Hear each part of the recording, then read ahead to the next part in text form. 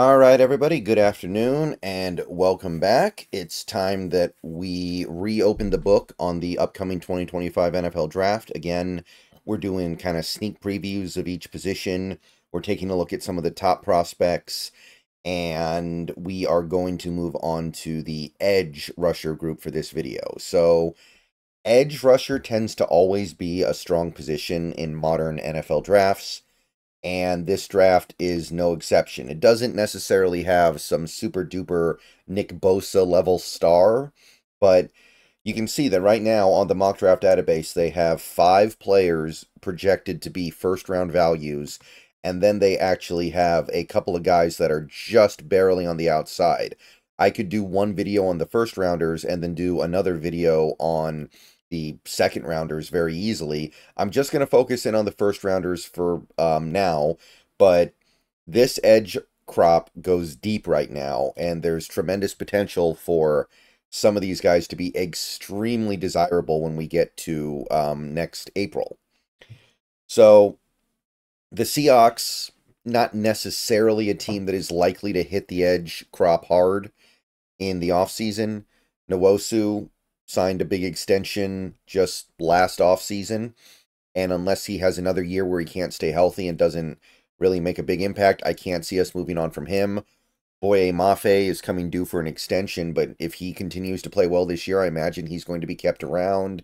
You've got Derek Hall, who looks like he's going to turn the corner in the second year and make a nice impact this year. And you've got a couple other things going on as well in there, like maybe Mike Morris ends up being an edge in the NFL. Maybe this Gibson guy ends up being something. So I don't know if the Seahawks would look to add a high value edge in April of 2025. But I also don't want to completely dismiss it either, because edge is a position you can always play add-on in, and you're not really going to regret it too much. Because the more you have going on in that room, the better you can rotate guys in and out, and the more you can get. So let's take a look at what we have here. As again, 5 players currently ranked in the top 32. Let's go in order. And by the way, it is worth noting that at the bottom of this list, or the bottom of the first round group, there's constant movement. Like a couple days ago, Patrick Payton was swapped out with Jack Sawyer. And by this time tomorrow, Landon Jackson could be the first rounder here. And then a couple days later, it could be Princely from Mississippi. So it's going to keep moving and dancing around all season. But for now, let's just take a look at what we got here. So first guy will be James Pearce Jr., currently the #1 edge in this crop according to the database. So James Pearce Jr. of the Tennessee Volunteers had a big breakout year last season with 10 sacks, 14.5 tackles for loss, and he's poised to have another really good year in 2024. He has a lightning quick first step that he gets upfield with, really good first step, really good quickness out of his stance. His flexibility should allow him to work in any defensive scheme, handling any responsibility from the edge. So you can have him as a down lineman in a 4-3. You can have him standing up in a 3-4. You can have him as like a big edge as well as a just pure rusher edge. If you need him to drop into coverage on occasion, he can handle that. So whatever you need James Pearce Jr. to do, he can do.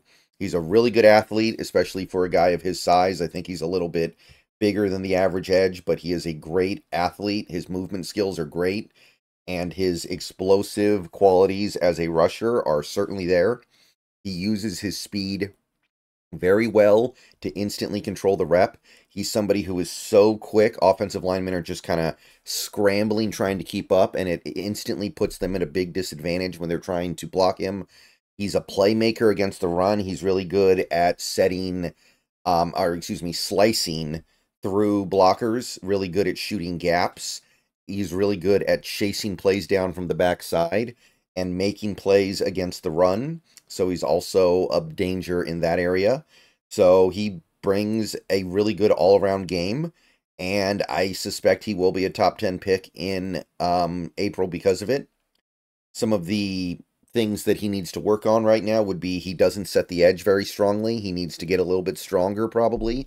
Needs to be a little more stout when setting the edge. He's one of those guys where he's more effective against the run if the other team is running away from him. When they run towards him, it's a little bit harder because then he has to actually set the edge. Not great at that yet. And he doesn't yet have a full package of pass rush moves. He mostly wins with his speed, and then he will sometimes convert speed to power, but he doesn't really have like counter moves. So James Pearce Jr. does have some things to work on. The good thing is he doesn't have those moves yet, and he's already this good. So there's every reason to believe that if he does get those moves, he can be even better. So that's number one guy, James Pearce Jr. Number two will be Abdul Carter of Penn State. And this guy is following in the footsteps of Micah Parsons because technically speaking, he does play linebacker for the Nittany Lions, and he tends to do a lot of off-ball stuff as well as getting after the quarterback. So if you see this guy and you think Micah Parsons, you might have the right idea here. He had 6.5 sacks 2 years ago, and then he had 4.5 sacks last year. So it's a big year for him to show what he can do, but keep that comp in mind. I definitely see this guy playing edge in the NFL a lot, regardless of how Penn State uses him this year. He can affect the game in all kinds of different roles. He can play off ball. He can play on the edge. He can play, he can play in coverage. He plays against the run. He's a really good edge rusher as well. He's a really good rusher up the middle. He's going to be all over the place for that Penn State defense this year, and he's probably going to be all over the field for whatever NFL team takes him. Big-time playmaker against the run, triggers downfield and hits hard. He's very athletic in the open field, really good athlete for a player of his size. He's going to be an excellent cover edge as well as a cover linebacker, I think. I think that it'll be comparable to somebody like a TJ Watt in coverage. His combination of speed and counter moves rushing the edge are pretty notable already. This is a guy who's only played 2 years of college football, and he already has counter moves that he can throw at opposing linemen. So really good stuff from Abdul Carter in that area. Now, he can get pushed around a little bit. He doesn't hold his ground all that well. So as of right now, he needs to probably add some strength, which is part of the reason why I kind of like him better on the edge than I do at linebacker. And his stack and shed game is not great. So if a blocker can get on him square, he's not the greatest at getting off that blocker and going to go make a play. So he's got some stuff to work on, which is understandable for a player who's maybe playing out of position, playing only 2 years in college football so far. But immense talent here, immense potential for Abdul Carter to be that next Micah Parsons. Okay, our next edge rusher here that we're going to look at will be Nic Scourton of the Texas A&M Aggies, currently ranked at number 20 on the database. By the way, his name was Nick Carraway prior to 2023. So if you don't know the name Nic Scourton, maybe you know the name Nick Carraway. He was at Purdue for the last 2 years. He had a big breakout year last year for Purdue with 10 sacks. Now he's transferred to Texas A&M, and if he has a big year, he will probably be that first-round pick. He's a bigger edge than most of these guys. This website, Sports Reference, has him listed at 280. My understanding is that he is around that 280 mark. So he's very big, and he's stout when he's holding on the edge. When he's asked to set the edge against the run, he does it very well. So he's already bringing a pretty balanced game here, able to hold up against the run, and he's strong enough to push offensive linemen around. He's got a very stout upper half and a very stout bottom half. So he's a very, sturdily built player, and he can just bully offensive linemen around a lot. He's a very good athlete, too, given the fact that he's bigger than the average edge. At 280, he's a really good athlete. He's got good punches. He hits firmly with his punches to take control of reps. He knows how to use his arms. He knows how to use his hands to take control of reps. He's a playmaker in the backfield as well. He's another guy. He can chase plays down from behind. He's somebody who can shoot through gaps and go get the ball carrier. So there's also a little bit of that going on here as well. The main things that he's got to work on are he needs more pass rush moves. Right now, he mostly wins with his strength, mostly just wins by bullying. But in terms of actually having a rip move and a swim move and a spin move, not a lot of that going on for Nic Scourton yet. So he's got to add that. And given the fact that he is a bigger player, he probably needs to show some upside playing inside. He needs to be able to show that he can do like the Michael Bennett thing where he slides to the inside on passing downs. And right now we haven't seen that from him. So Nic Scourton, you need to start, or Scourton, I guess. I'm not sure exactly what that last name is pronounced, but got to show the ability to slide inside a little bit, I think. I think that's going to be a big part of the repertoire here. Okay, next guy, number 25 overall, according to the database, is JT Tuimoloau. A little familiar with him because I was keeping an eye on him last year. He didn't declare from Ohio State after having a not quite breakout year for the Buckeyes. 5 sacks, 7 tackles for loss. He decided to go back and see if he could do a little bit better. He arguably was a little bit more impactful in 2022, by the way. So reasonable bet to say that it was just a setback and he'll be better in 2024. What I can say about JT, he's bigger than the average edge rusher. I think he's right around 275, 280, kind of like Scourton or Scourton. He's very, very strong in supporting the run. He's an excellent run defender. Really knows how to use his size, really knows how to use his strength to hold up against the run. He's very smart, has great football instincts when he's on the field, really good understanding of what he's looking at and knowing how to plan ahead of time, understanding what's coming and reacting to it appropriately, like really good at reading play action and diagnosing it and then doing things based on his read, and his read is usually correct. Takes apart blocks with elite arm strength. He's got good arm strength, and he knows how to stack and shed blockers and go make a play on the ball, even if a blocker gets on him. Really good at fighting through contact. So you get blockers on him, they hit him, they hit him with their punches, they hit him with their palms. He stays up, continues to fight, and pushes his way to make the play. He's got a fast first step off the edge as well. And generally speaking, he's a pretty good athlete, especially because he is a bigger edge. He's not one of these 250 guys.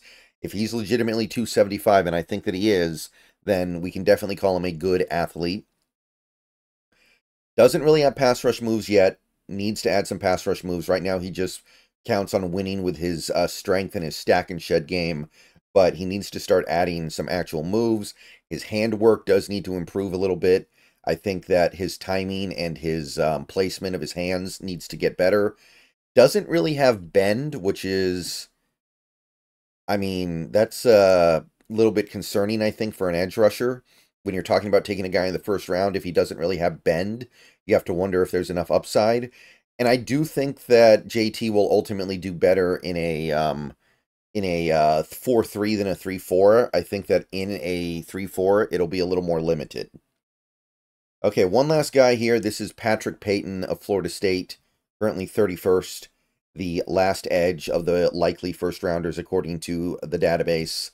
And Patrick Payton, by the way, ignore this. He's definitely not 210 pounds. I think he's like 250 or something. So don't pay any attention to that. Last year had a little bit of a breakout year behind Jared Verse, 7 sacks, 14.5 tackles for loss. So now we wait and see what he does in 2024. This guy might have the most potential of any edge in this class. Maybe. I don't know if I would bet on him achieving everything that his potential could allow him to achieve, but he is a super athlete at the edge spot. He is a phenomenal athlete. He has tremendous upside. He's one of those guys who has all the tools. He's got the length, he's got the speed, he's got the bend. He's got everything you could want. Just needs to put it together. So if he shows the improvement in 2024, then we're talking about something really good here.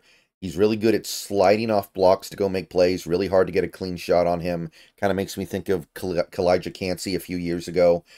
His stack and shed game is really good. He uses his length and he uses his vision to get off of blockers and go make plays. Really good at getting off a blocker who gets on him. Really good at covering a lot of ground. Really good at making plays all over the field. His pass rush tools are elite. He's got the first step quickness. He's got the bend. He's got the length. He's got everything you could want when rushing the passer. There are some concerns about his motor, whether or not he's trying hard on every rep. Sometimes it seems like if he gets stymied on his initial get off by a tackle, he'll just kind of give up on the rest of the play. doesn't always make the best of his immense talent, and he does need to add some strength, and he does need to add some power so he can win on speed to power, and so he can hold up a little better against the run. All right, so those are the top 5 edges in this crop so far. As you can see, there are plenty more, but we're going to leave it there for now. See you guys later. Go Hawks. More college stuff coming soon.